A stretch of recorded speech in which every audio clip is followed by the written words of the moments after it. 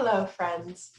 My name is Celia Caust-Ellenbogen, and I am an archivist in the Friends Historical Library, as well as a Swarthmore alum. Here we are in August 2020. We're in the midst of a very strange election season, with questions about voter access and voting rights front and center in the news. We're also marking a very important anniversary, 100 years since the 19th Amendment to the US Constitution granting women the right to vote was passed and certified on August 26th of 1920. It was a momentous event, to be certain. However, in the short talk today, I'd like to put it in context a bit. The women's rights movement did not begin with the movement to pass the 19th Amendment, and neither did that movement succeed in granting all women's rights, or even guaranteeing voting rights for all women. And since I work in the Friends Historical Library, I'm going to focus especially on some Quaker women and Swarthmore women who participated in these movements. Women have had relative equality within the Society of Friends, both spiritually and administratively, since its origins in the 1650s. In fact, Swarthmore College is named after the home of Margaret Fell, known as the mother of Quakerism. In the 1660s, she wrote an influential pamphlet, Women's Speaking Justified, that argued that women possessed equal spiritual gifts to men. In the early 19th century, Quaker women became visible for their activism in social justice movements. Lucretia Mott is an excellent example of this. She was a key figure in the anti-slavery movement. Frederick Douglass praised her as foremost among noble American women. She was selected as a delegate to the 1840s World Anti-Slavery Convention in London. But when the convention refused to recognize the women's delegacy, she bonded with fellow attender Elizabeth Cady Stanton. They began a conversation that led directly to the 1848 Seneca Falls Convention, recognized as the first ever women's rights convention. Frederick Douglass also attended. It is important to see Seneca Falls as part of an interconnected network of reform movements that saw women fighting particularly for abolition of slavery, as well as causes such as education, prison reform, temperance, and peace. While anti-slavery and women's rights activism were intertwined in the mid-19th century, of course, African American women found themselves precisely at the center of that intersection. Sojourner Truth, born into slavery, is known for delivering one of the most famous speeches of the 19th century. Known popularly as the anti-woman speech, in today's terminology, we would describe it as a brilliant expression of intersectional feminism. In 1872, Sojourner Truth demanded a ballot at a Michigan polling place, but was turned away. At that moment, Swarthmore had recently opened its doors as one of the first coeducational colleges in America.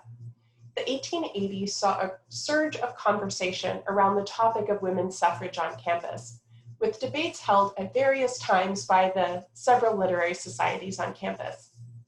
Swarthmore was turning into the incubator, which Alice Paul, a Quaker from New Jersey, would enter in 1901.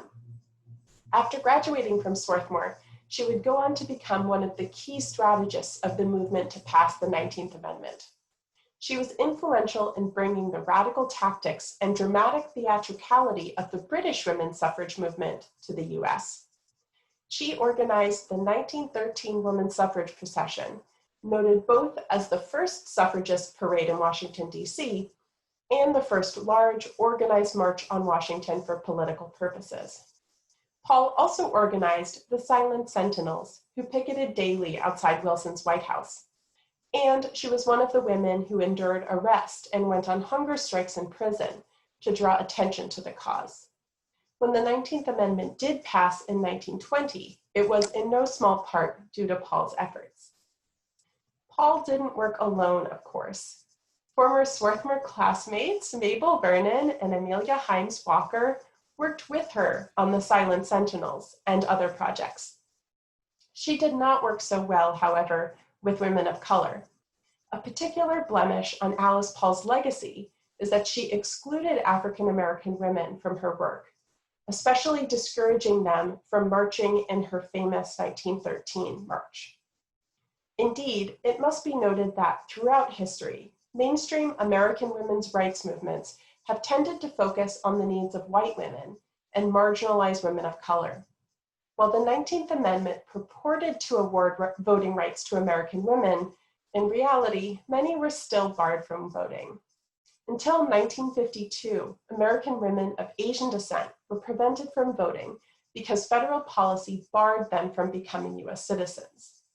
Obstacles such as poll taxes and bogus literacy tests blocked many women of color, especially Black women, from voting before the 1960 Civil Rights Acts.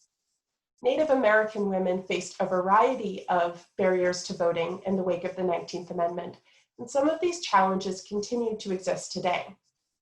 Most recently, a Native American Voting Rights Act was introduced to US Congress in March of 2019.